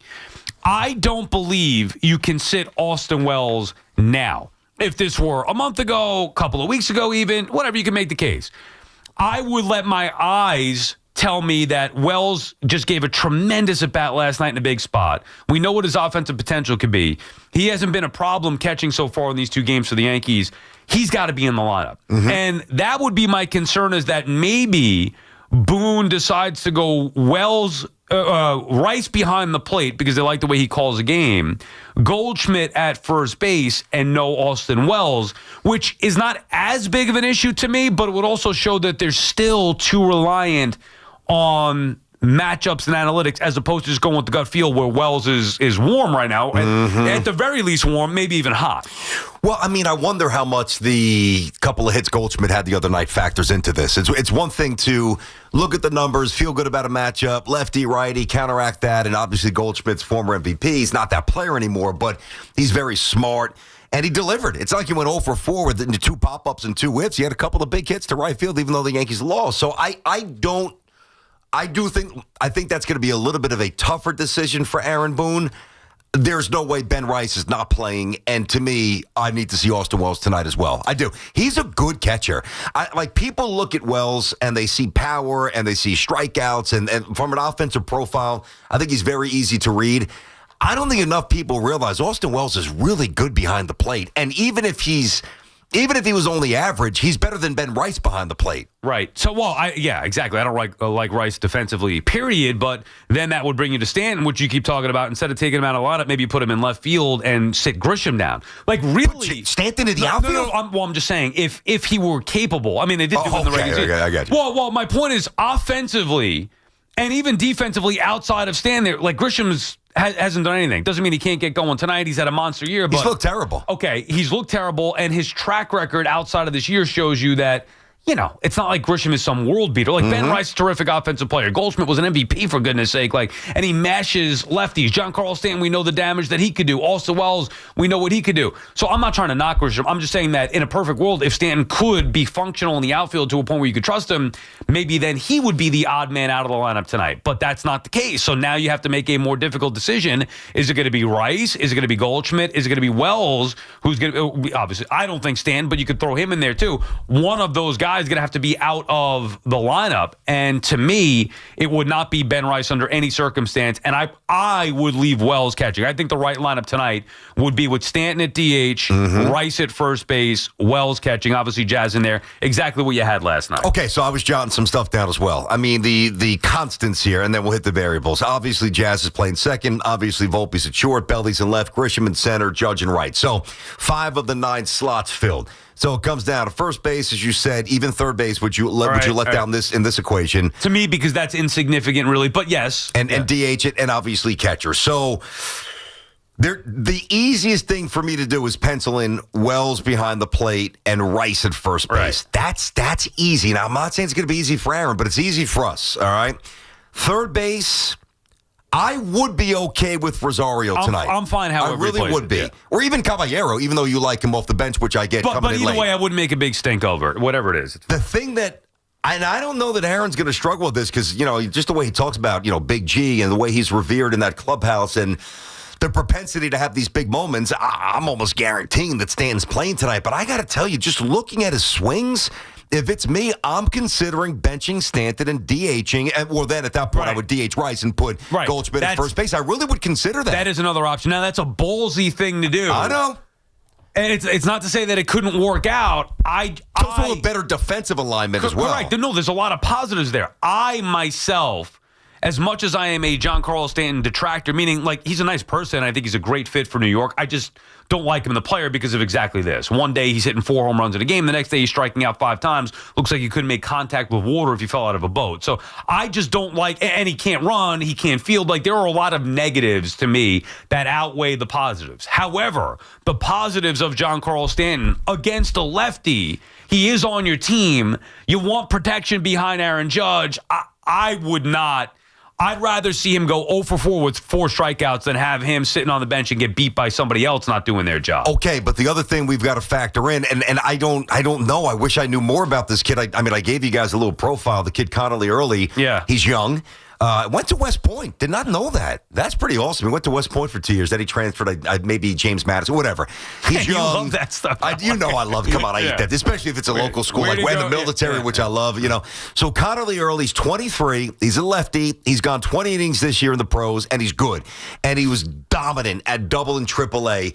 But I don't know if he's going to be long for this game. So the risk that you run, if you make it all about setting up the lineup to deal with a lefty and he's out in 2 innings, well, now you kind of caught, all right, in the early to middle frames. Now I got to fire some weapons. I might not want to fire that early. So if you're Aaron Boone, do you just say to yourself, okay, I think we can get him out of the game early, and based on what they have, they'd probably go to a right-hander next early, and then we just have those lefty sticks lined up. See, I think that's I'm not saying that they won't think along those lines. I think it's thinking too much. It could be, but you got to factor it in. You got to at least consider it. It's game 3. Play your best players. Play what you believe is the best lineup. Not based on matchups. Right now, what's the best lineup? And I think you can make a good case that right now it would be without Giancarlo Stanton. I'm just saying that in an ultimate game, I'm going down with Big G swinging as opposed to having Paul Goldschmidt in there. Mario is calling from Long Beach. What's up, Mario? Hey, great show, guys. How you doing? Thanks. What's up, Mario? What's up, man? Yeah. 2 quick, actually 3 quick points. I'll tell you them, and then I'll listen to your responses. Number 1, I think the biggest reason both games were won and lost was the bullpen. Game 1, the Yankees did not produce from the bullpen. Game 2, they did. Number 2, it's time to give Volpe. Let's get off the case. We were all wrong. He shouldn't have went down to the minor leagues. No, Mario. 2 different things here. First of all, you can speak for yourself and say what you think. Don't say we were all wrong. I believe I was right, that he should have been down in the minor leagues. So, but not now. But it's a different story. So, and Volpe had an awful year. So who's wrong about criticizing Volpe's year? Well, what's he doing right now? So what's he doing right now? What's he batting in these 2 games? What's he batting in these 2 games? So, what is he batting in the 2 games? But I don't understand what your point is. No, but if going down was going to help him, he helped What is your point? What is your point? 2 things can be true. Volpe sucked in the regular season. Volpe should be the starting shortstop in the playoffs. Right, but I think going down wouldn't have done him any good. That's my opinion. You have your opinion. We're allowed to our opinion. Well, staying up here didn't do him any good. Well, what's he doing right now? Oh, my God. Mario, what's your next point? What's your next one? My last point is this, and it's very interesting because nobody ever really realized it. In the opening game with Fried, when he went out with 105 pitches, there was a point in time in the 5th inning. If you noticed that the way watching the TV, the way they were showing the balls and strikes, they missed it. had the. Yep. they had the system where it says K on it. You don't have to look yourself to see if it hit the line. It says K, so you know, right? Mm-hmm. So he had one at bat where he had 2 strikes on a guy, and he threw 2 Ks that they call balls. There's no doubt. And then after that, he walked 2 guys, and he threw another 18 pitches. Mm-hmm. So if he didn't throw those 18 pitches in the 7th game, instead of at 105, he would have been at 83, and we wouldn't have had a problem, and they probably would have won. They got to start using that system all the time. Thanks for taking my call, guys. But they're you not, got it. Thank you, Mario. But they're not.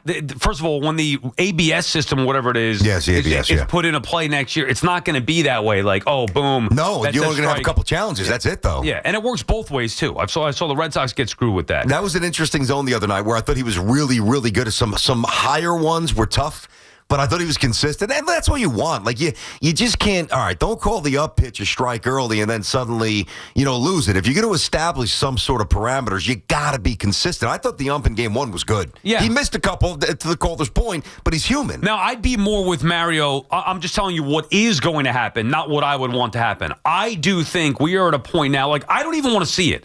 I don't want to watch that box that says K on it if the call is not going to be right. Because all that does is make me more angry. You know what I mean? Well, it should have been a strike, but the umpire called it a ball. Well, then what are we doing here? I know. If you have the technology to where you can have that box and say that it's a strike, but the ump got it wrong, then you should just be able to fix that. Like, I don't want to see that. So either get the boxes off the TV or implement a system where it can be immediate and you have balls and strikes called that way. I got to come clean with something here. Now, it's funny how everybody's brain works differently. There are times when I'm looking at that and I'm like, is it a strike?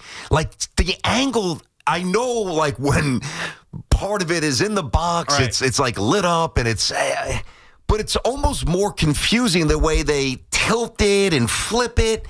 Right. Does anybody else get confused with that? I don't know what you mean by tilted and flip it. Meaning like it's never a head-on shot. Like if it's a borderline 50-50 call, they show it coming in. It's almost like a 3D presentation. And I'm not claiming to be the most brilliant person in the world, so maybe this is just a me problem. But my brain is spinning. I'm like, all right, I think that grazed the zone, and I think that I finally figured out what it now means. But it took me a while to figure it out. And maybe I was confused. Maybe I just didn't care enough. Like I see it last night. Not when they go in depth behind some of it like that on ESPN. I'm assuming that's the one that does it most often. But when you're watching the game normally and the guy throws a pitch and it flashes white and has a K in the strike zone and they just move on to the next pitch, but the pitch was called a ball. I'm like, that's annoying. It is annoying. Thanks for letting us know you messed up. Appreciate it, buddy. I want to know. I'm watching it not to see what it should be or what ESPN thinks it is. I want to know what it is. Yeah. And even last night, I'm watching the Austin Wells at bat. One of them might have been the one where you get the big hit. And I'm watching it, and it's saying in the bottom, one of the bottom boxes, like it says 1 for 2, but I'm reading it thinking that it's 1 and 2. Mm-hmm. And then it's like, there's a strike, and I'm like, he got him, sit down. And meanwhile, it's like strike 1 or whatever it is because it's showing Austin Wells is 1 for 2 for the game. So I get confused sometimes by those graphics there because there are all these different networks. They all have it differently. Yeah. SNY is different from Yes, and both of them are different from ESPN, and that's different from Fox or TBS. Point is, the strike zone, I do think, needs to get cleaned up. Maybe next year will be a step in the right direction, but it is not going to solve all the issues. It's definitely not. One thing that I think every network should add here, and it is a little confusing, and it's such an important part of baseball, when you have, and we've seen a lot this series so far, 8, 9, 10, in the case of the Red Sox Game 1, 11, 12 pitch at bats, I would like to, they give you the pitch count, they give you the pitch, cutter, whatever it might be, sweeper. They give you the mile per hour. They give you the pitch clock going down. I would like to have, now this is also now a lot of numbers, and maybe it would be a little bit too busy, but I would like to have very presentable, not on the first or the second, but like if you get past 5 pitches, let us know how many pitches that at bat has accrued. I think that's actually important. If you think about, all right, maybe he's going to take this pitcher out because he's had a lengthy at bat here. What's he going to throw? They don't do that. I don't know. It's just a little observation on my part. But to me, when these guys have 7, 8, 9, they foul them off. Like that usually determines what's going to happen that inning. It happens all the time. One last thing on the Volpe thing. Let's not be taking bows here after 2 games. It's 2 games. Yeah. Man, he's looked good. You He played well last year, though. I think that's part of the ammunition for the last caller. I mean, in the postseason last year. Fair enough. He's also had some god-awful at-bats in the postseason in 2 games. The one last night was a 3-0 count. Yeah. And he almost had like a checks. That was an ugly at-bat. Right. All I'm saying is, and I like Volpe. I want to root for Volpe. As long as he's not a defensive liability. We said this before the postseason. I would rather, there was a push to have Caballero be the starting shortstop. Volpe, after getting that shot, leveled out to a point where I thought you had to play him at short. He is their clearly best option and his upside, as long as he's not a defensive liability. But that doesn't mean that sending him down to the minors wouldn't have benefited him from some point. We don't know. It's a hypothetical because it never happened. What we do know is he stayed up here, and it was a disastrous year 3. Nobody can argue that. Disastrous year 3 off of, and I'm being polite, an inconsistent first 2 years. I also think that, and I agree with you on that. I mean, both things could be true, as you said to the caller.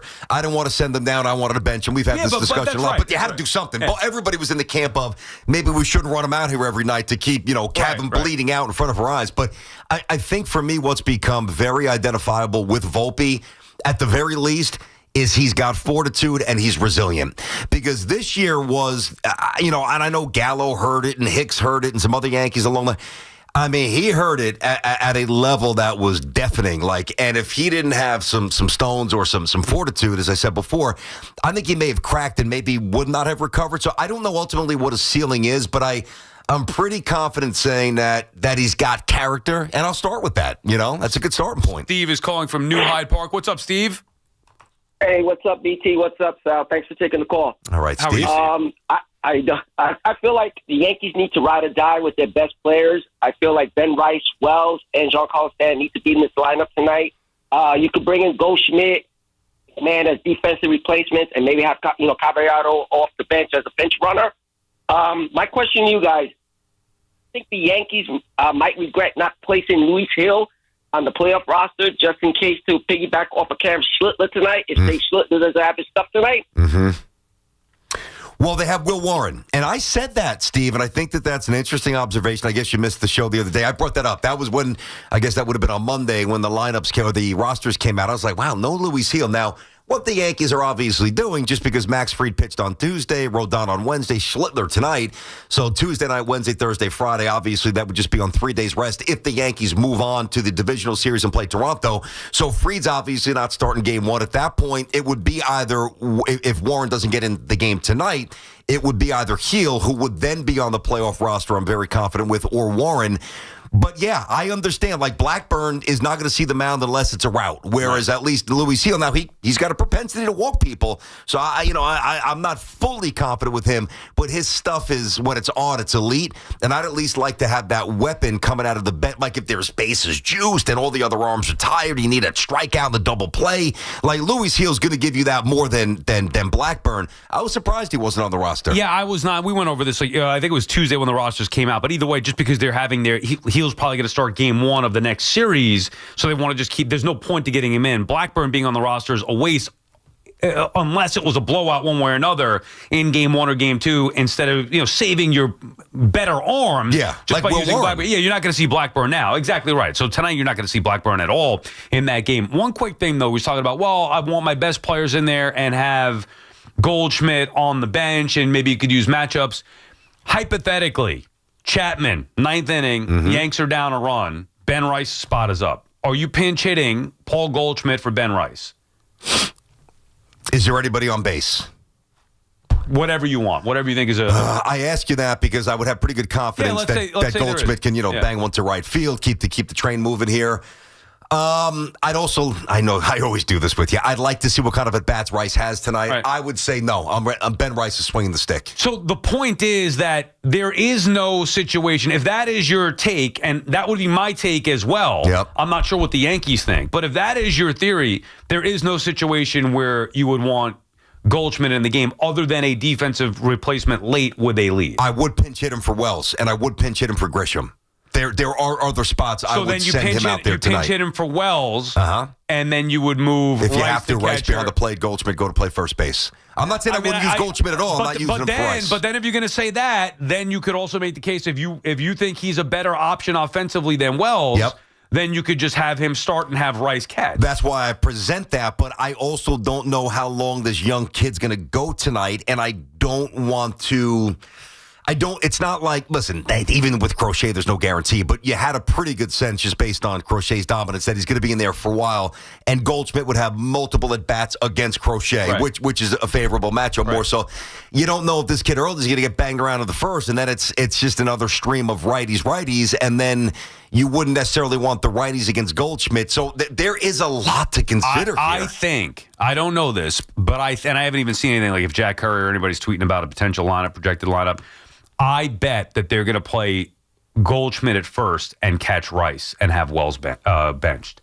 I wouldn't do that, but that's my gut is telling me that that's what Boone and the Yankees are going to do. Now, Rice has caught Schlittler. That's part of the math here as well. And I know Curry said that last night on the postgame show that he has caught him, and that matters. It's not like it would be a blind, like, Austin Wells always caught Schlittler. You could be right. I don't love it. It's not a huge deal, but Wells had 2 hits last night. Like, I know. You can make an argument, and defensively, I would worry about Rice, whether it's pass balls, whatever it may be. Like, defensively, I worry about Rice a little bit. Mm-hmm. But you can make the argument that it's better off with Goldschmidt getting multiple bats against a lefty starter, and you get better defense at first, and they can live with Rice catching. Like, they like Rice catching. I know. And Rice is actually a much better catcher than first baseman. Like, yeah. And if, all these things are stringing together, wasn't one of Wells's hits off of Matt's off a lefty, that little nubber to left field? It was, right? Right? I remember that you're talking about. I know Rice had the nubber, but nubber, pardon me, where he beat it out, and Bregman came in barehanded it through. Almost got him. It was a hell of a play by Bregman because that ball was spinning. I'm talking about Wells. I feel like he didn't rocket it, but it was like a 5-hopper to left field that cleanly went to the outfield. I want to say middle frames because Matz was in there, right around there. Anyway, it's not incredibly important. I just bring that up because I thought that he had a good at-bat against a lefty. Not that Matz is like early or certainly Crochet, but we'll see. BT and Sal, the Fan Warrior calls. We come back, 888-808-1019. The Bombers struck back, and now the stage is set for a winner-take-all rumble in the Bronx. In front of the plate, he slides, he is in there! He's in there! The Yankees have the lead! It doesn't get any better than a New York-Boston showdown when everything's on the line. It's been 2 great games, these first 2. A lot of big plays on both sides. Catch all the action, all the postseason drama, here on your exclusive home for New York Yankees baseball. 1019 FM WFAN. And always live on the free Odyssey app. Mnexspike COVID-19 vaccine mRNA by Moderna is now available and easy to find near you. To learn more, visit mnexspike.com. That's mnexspike.com. Our transportation, water, and energy infrastructure is critical. Did you know that those projects are built by the local 825 operating engineers and their contractors? They even built MetLife Stadium and the stadium before that. That's why their advocacy organization, ELEC, the Engineers Labor Employee Cooperative, fights for those priorities every day. That's ELEC, representing the hardworking men and women who build New York and New Jersey. Hear that? That's the beginning of a journey powered by the confidence that comes from driving a vehicle so reliable. It's backed by a 10-year, 100,000-mile limited powertrain warranty. Where your journey ends? Well, that's up to you. Visit your local Kia dealer today. Kia, movement that inspires. See retailer for warranty details. Always drive safely. Limited inventory available. Long Island is brewing some spooky fun at Jake's 58 Casino Hotel. We're celebrating this October for our $50,000 Witchy Wednesdays drawing. Be here on Wednesday, October 1st, 15th, and 29th from 3 to 7 p.m. when 2 winners will be drawn every hour to pick a witch's hat and win up to $5,000 cash. Club members can conjure up to 5 times entry multipliers. Fly over to where Long Island wins at Jake's 58 Casino Hotel. If gambling is a problem for you or someone you care about, please call the 24-hour toll-free helpline at 1-877-8-HOPE-NY or text HOPE-NY. Watch every New York game at Tap Room, now with 9 Long Island locations. Enjoy Sunday game day specials, wing night Thursdays, and kids eat free Tuesdays. Find your spot at taproomofny.com. My man, Dr. Jay Shah, specializing in minimally invasive and non-surgical treatments for neck, back, and sciatica, migraines, and so much more, offers pain-relieving solutions. There are thousands of 5-star reviews who trust Samwell Pain for all their aches and pains. Visit SamwellPain.com. At Hanover Bank, we're more than just your bank. We're your neighbor. Our decisions are made locally by people who live and work right here in your community and who understand what matters most to you. And your deposits, they stay local, benefiting the businesses, homes, families, and futures that make our towns thrive. We believe in true relationship banking, individual service, and commitment to community. Visit HanoverBank.com to learn more today. That's HanoverBank.com. Hanover Bank. Forward together. I didn't ask to be thrown in the streets with nowhere to go, but I did ask for help, and Covenant House was there for me. 1 in 10 young adults will experience a form of homelessness this year. For these kids who didn't ask to be put in this unthinkable situation, Covenant House is there, providing hot meals, a safe place to sleep, medical care, and love. They just really genuinely just wanted to help me succeed, and I'm succeeding. To learn more, go to safeplacetosleep.org today. All right, gentlemen, this is Emmett Smith on behalf of Depend, and I've got the perfect play. Run straight to your doctor's office for a life-changing catch. Because when prostate cancer is caught early, it's up to 99% treatable, and one blood test might be all it takes. And now through November, Depend is donating to the Prostate Cancer Foundation for select purchases. Talk about a great play. From September 1st to November 30th, Depend is donating 25 cents to the Prostate Cancer Foundation for Depend Shields Guards Real Fit products purchased in the U.S. up to a maximum of $300,000 or in Mississippi. Huge savings on Dell AI PCs with Intel Core Ultra processors are here, and they're newly designed to help you do more faster. They can generate code, edit images, multitask without lag, draft emails, summarize documents, create live translations, and even extend your battery life. That's the power of Dell AI with Intel inside. Upgrade today by visiting Dell.com/deals. That's Dell.com/deals. When your name's on the paint job, your primer better hold up. Painters trust Kills primers for serious adhesion, stain blocking, and a finish that lasts. Now, the full Kills lineup is available exclusively at the Home Depot. Need it fast? Get same-day or next-day delivery, or order online and pick it up in-store. Kills primers. Pro results faster. The Home Depot. If you're a pro, you know. Flushing Bank is building rewarding relationships in New York. Visit FlushingBank.com. Come visit the engagement experts at London Jewelers at any one of their 6 locations. New York sports is more than a game. It's a lifestyle. WFAN is the only place where Yankees, Mets, Giants, and Jets fans come together and sound off. The Fan, 101.9 FM, and always streaming on the Odyssey, iHeartRadio, and TuneIn apps.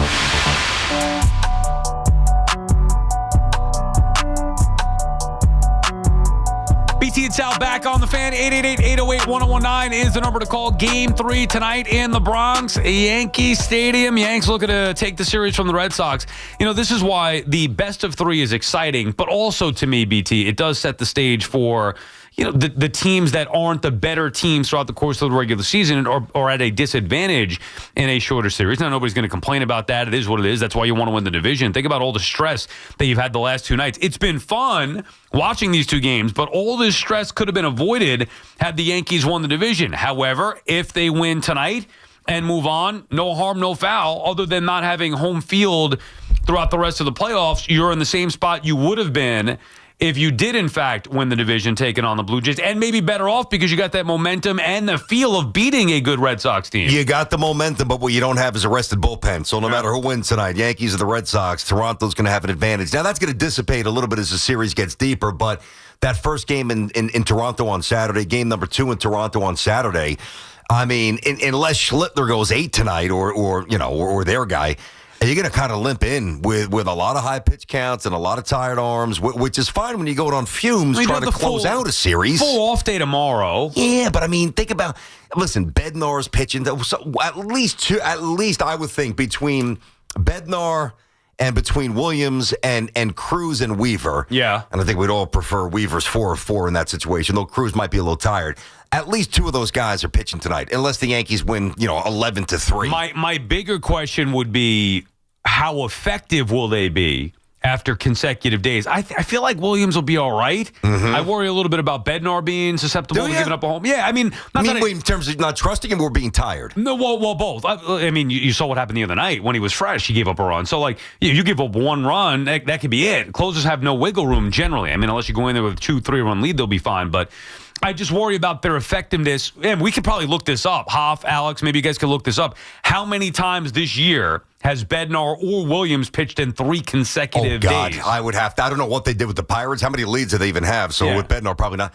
I can't imagine Devin Williams did it more than once or twice. 3 straight days? There's no way. Every time you watch the games on they've got that chart in terms of who's available. Like, he pitched Tuesday, Wednesday. Then there's like an X saying that he probably can't go tonight. I do have something interesting on Whitlock for you.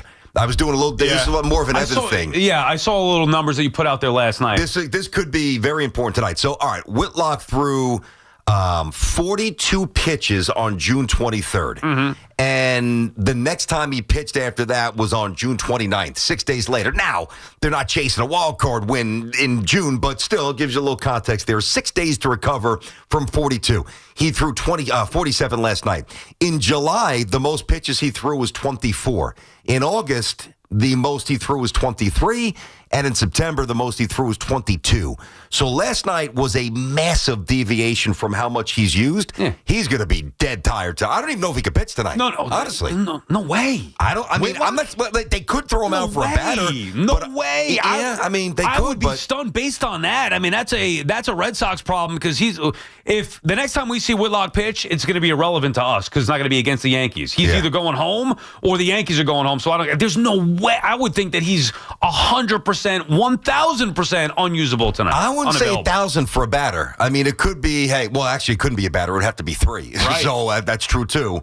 Yeah, I mean, it seems incredibly unlikely he's going tonight. And the other thing that's a big advantage. Yankees, the other thing that's advantageous to the Yankees is that they've pretty much seen all their relievers. Now, Boston's kind of seen their guys as well, but the Yankees have had looks and have been in the batter's box, so they've seen pitching tendencies and stuff.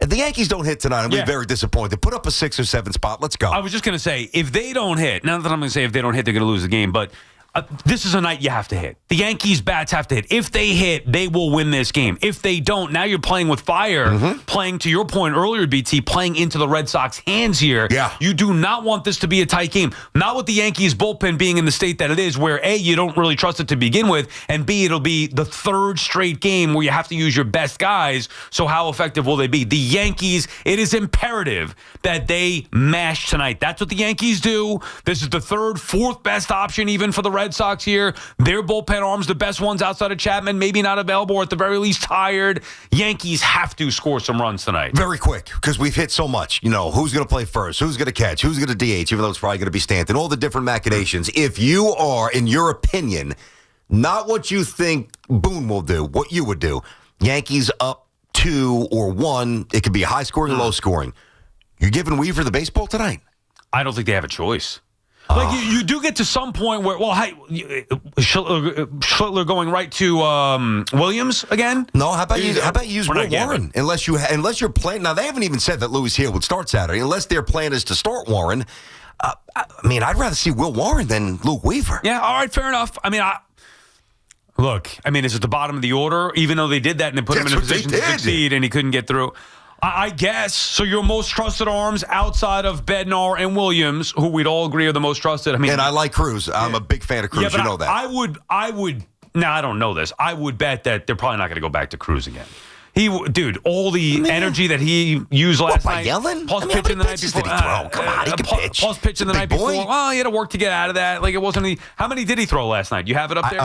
No, but it was less than 20. Yeah. Right? Because the bunt was popped up pretty soon. All right, maybe he is available. I worry about his effectiveness as well. It's not like I trust him 100%. You want to just go back to that well where it's going to be Schlittler to Cruz, Williams, Bednar? Fair enough. I'm not sure that gets it done. You have it, Alex? How many pitches he threw last night? No, so I have Bednar has thrown for 3 straight days only once this season with Pittsburgh. Okay. Devin 3 straight Williams days. Okay. did not. At all. Okay. At all. Okay. Devin Williams did, He did 3 straight games, but not 3 straight days. No, right. So it's 3 straight days. All right, so thank you for that, Alex. Good job on that, Al. I'm saying it was under 20. Let me just give you the quick confirmation. Here we go. A little box score. I mean, nor should they have had to throw 3 straight days. It's just a rare thing to have to do. He threw 16 pitches. The kid's young. He's not kidding. I didn't know he was 35 years old. But he also pitched the night before. I know, but he's at 240 pounds. He's got those thick legs. He's good. Come on.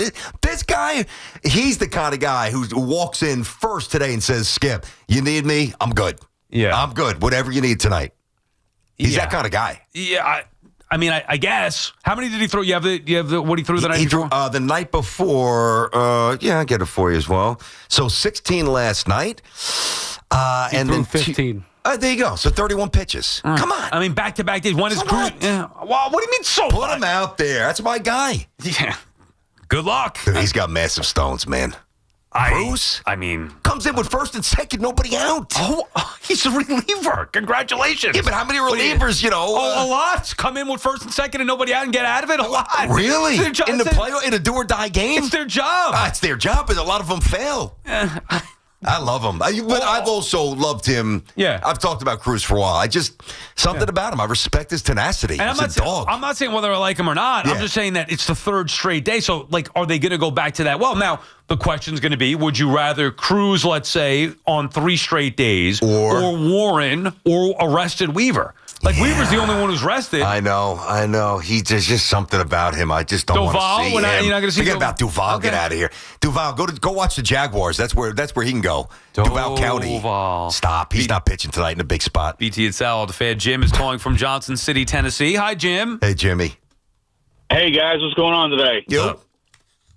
Gentlemen, hey, I'm praise the Lord, Yankees won. I'm a Yankee fan, diehard, 55 years old. Grew up going to the stadium with my dad. Now living in Tennessee, obviously. But ask me or just contemplate this. Jazz gets to home plate on that ball hit by Wells. Mm-hmm. What did Wells do? Pick up his pom-poms when he got to first base? Why is he not on second? I said the same thing. He should have been on 2. He's got to be on second. Yep. Opie hits a base hit. He could have scored. I know. We got to get everything we can get in these games, man. I don't understand how I don't know, man. That could have come back to bite them in the you-know-what. Yeah, I brought it up. Now, the only thing, and thanks for the call there, Jim, it's a good observation. Now, when I put that out on social media, a lot of people were like, wow, you don't risk it, whatever. Or some people even said, the first base coach probably hit the brakes. No, I finally got a better angle where the first base coach was basically doing nothing. And then you see Austin Wells, messing around with the dugout. I get it. You fired up. To be fair to Wells, there's also a calculation where ball's coming in. It was a hell of a throw, by the way. If that thing's cut and you get tagged before the run scores, I mean, you're going to get crucified.